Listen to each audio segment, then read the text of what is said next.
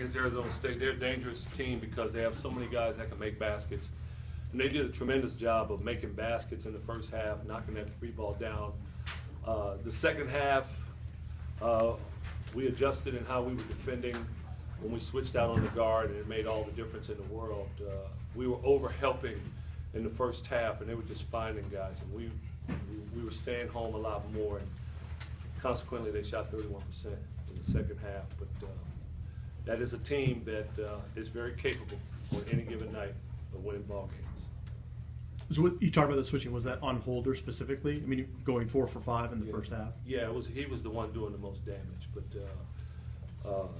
we were just too tentative. And we were playing off of him, then when we played on him and he drove, we helped off and they found people. But like I said, we adjusted in the second half and played it slightly differently. And that was the difference for us. Was Matisse, was he responsible for a lot of the kind of the man on and trying to contain him a little bit? Well, we switched so much, so there were different guys on it. There were guards. He hit one, couple over guards also. Is that as good as you've seen DeShante play? Yeah, that's his best game so far, offensively for sure. And he was just, while we could not make baskets, he kept us in the game. We couldn't put the ball in the basket. He kept us in. You fight through an ankle deal a little bit? Yeah, he tweaked his ankle a little bit. Did he have any specific play, or was that basically just play around and kind of let him create something from the top of the kid?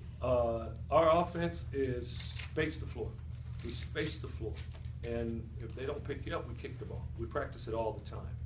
And in this particular instance, he was able to get there. He's so shifty with the basketball, and he was able to get all the way to the rim. And they would bring a guy up to help, but the floor was spaced. So he was able to even get by the guy that would help. Is he one that you have to tell to attack and go, or does he just kind of feel it within the game? No, you never have to tell him to go. And that goes for all of our guys. Again, we space the floor a lot and create opportunities for penetration. Is Noah okay?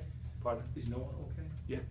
I guess you guys have maybe had some more practice at it this year than you'd like, but again, playing through a game with that many foul calls just kind of seemed like it was hard for either team to really get a rhythm going or have any flow to it. Yeah, and that played a part in the first half. But again, you got to credit Arizona State because another team couldn't have taken advantage of it. But at halftime, no one had more than 2 fouls, so it was as if we could start with a clean slate almost. And it definitely made a difference to have our guys in there. We told Marquise, when you are in the game, it makes our team so much better. He goes 7 for 7 in the game, and we're down 2, and he drives to the rim from the top of the key where it seemed like we had anything. That was a big play in that game. It kept us alive. He just made some big plays for us. Early on, did you have kind of a thing with him that if he got a foul, he was coming? I mean, it almost seemed like that's what we do. Picks up his first one, whenever that is, comes out. He didn't foul out, did he? No, I don't think so. On their last shot in regulation, just what did you want on that play? And was that the shot that you wanted them to take? I mean, it was a step back in the race. So. I mean, that was with 13 seconds left on the clock, before we get into the fouling thing. We thought about just going out fouling right away because there was only 30 seconds left in the game and 26 seconds on the shot clock. We thought about just fouling right away, but they probably would have fouled us right away and went back in the same situation. So we waited and didn't quite get down enough for us to foul. With Andrew, that 3, how big was that for his confidence? Because I know he's kind of in a mini, I guess you could say maybe a mini slump. He missed a wide open 3 a few possessions before, and before he shot it, he said, "Coach, I'm gonna knock this one down." And we ran something for him to get wide open, and he missed it. So when he finally got that one, it was very timely too. That gave us a little space. Have you seen anything with his shot these 3 games? I can't remember a year that Andrew's been here that at some point in conference he hasn't gone through a little mini slump. But man, when he breaks out of that slump, he's been nails when he comes out of it. So